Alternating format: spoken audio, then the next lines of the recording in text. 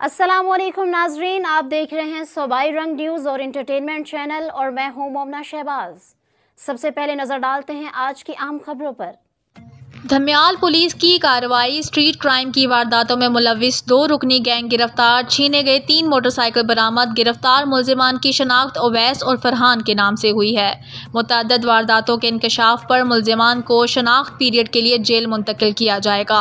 शनाख्त पीरियड के बाद मजीद माल मसरूका की बरामदगी का तहर्रुक किया जाएगा।